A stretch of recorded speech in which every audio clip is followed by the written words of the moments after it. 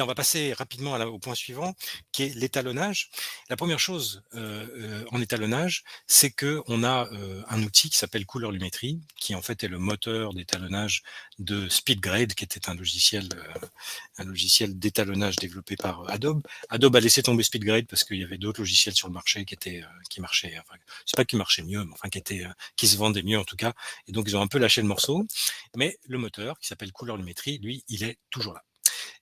Je vais donc demander dans mes fenêtres à faire apparaître ici mon moniteur Lumétrie. Le moniteur Lumétrie, c'est une fenêtre qui tout simplement me permet de voir ici, hop, je vais la mettre là, et puis je vais la remettre là, voilà, qui me permet de voir un petit peu ce qui se passe en termes de lumière, d'évaluer un petit peu ce qui se passe, et puis je vais demander aussi dans mes fenêtres la fenêtre de gestion de l'effet Lumétrie, qui se trouve, il faut juste que je la retrouve ici, couleur Lumétrie. La voici, elle est ici.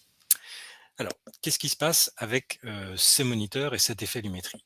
Vous savez que vous avez deux grands axes de travail sur une image. Vous avez d'une part tout ce qui a à voir avec la quantité de lumière, donc les niveaux de gris, et puis vous avez tout ce qui a à voir avec la colorimétrie, c'est-à-dire les fréquences de couleurs.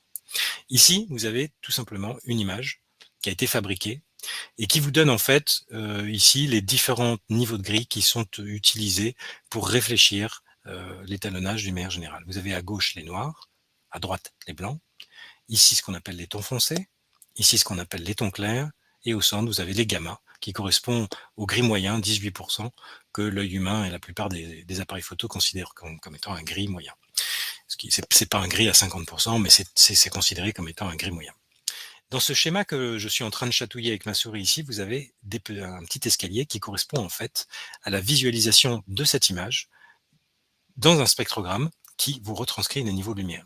C'est-à-dire que cette barre que vous voyez ici, cette barre correspond à 0 ici, c'est en fait l'espace pris en largeur par mon carré noir. Donc vous avez un tableau, vous avez ici c'est une sorte de tableau qui se lit dans deux dimensions. Du bas vers le haut, vous avez 0 en termes de luminosité, 100 en termes de luminosité, donc on a tout en bas le noir et tout en haut le blanc. Et en largeur, vous avez en fait une reproduction de la largeur de votre image. C'est pour ça que le carré blanc, qui est à 100% ici, est représenté par une barre qui se trouve à droite de de ma représentation graphique. Donc du coup, c'est bien pratique parce que ça va nous permettre de comprendre ce qui se passe quand on modifie les différents paramètres. Dans mon effet lumétrique, couleur lumétrique que j'ai ici, j'ai plusieurs types de corrections.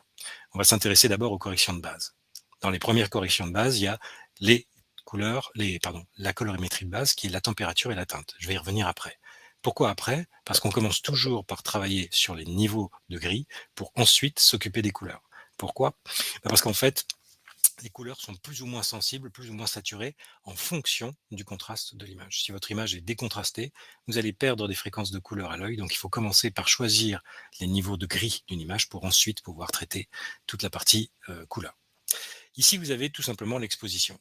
L'exposition, ça veut dire quoi? C'est comme si au moment de prendre la photo ou de filmer, vous ouvriez le diaphragme ou vous baissez le diaphragme.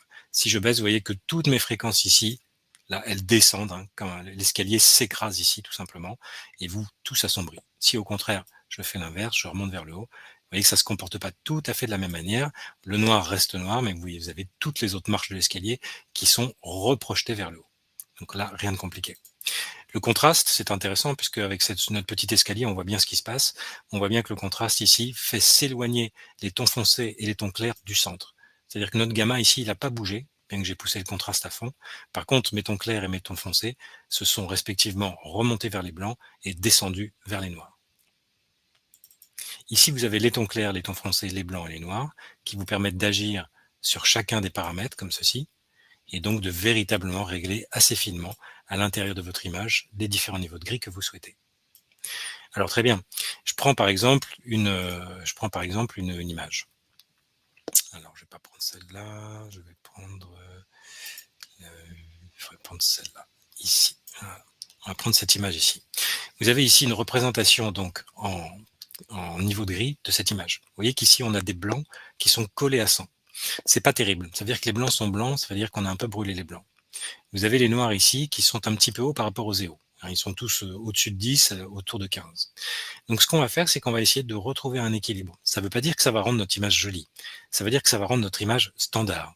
Ça va la rendre, entre guillemets, naturelle. En tout cas, ça va en faire une base de départ pour ensuite appliquer une correction colorimétrique qui sera créative. Donc, je vais commencer par travailler mon exposition et je vais descendre un petit peu mon exposition comme ceci pour la remettre un petit peu vers le centre.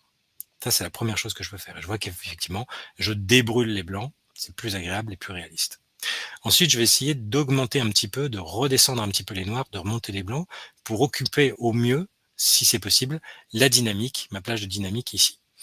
Donc, je peux essayer de le faire avec le contraste comme ceci, en augmentant un tout petit peu le contraste. Vous voyez que je descends les tons foncés, je remonte un petit peu les tons clairs et j'occupe voilà, beaucoup mieux ici en hauteur l'ensemble de mon spectre. Puis, je peux finir de corriger en montant un tout petit peu les blancs comme ceci pour aller lécher les 100%, en n'allant pas toucher, hein, c'est pas la peine, ça sert à rien. Et puis les noirs, pareil, je vais essayer de baisser un petit peu les noirs pour aller faire lécher les noirs à 0, comme ceci. Voilà, vous voyez qu'avec ces quelques outils de luminosité, on a retrouvé ici, alors attention, hein, j'ai pas dit que l'image était belle et que c'était terminé, mais on a retrouvé un équilibre des colorimétries entre les épaulettes de la jeune fille ici, qui sont très blanches, mais on a retrouvé un petit peu de matière, et des tons noirs, notamment dans le pantalon ici, où on a vraiment récupéré du noir.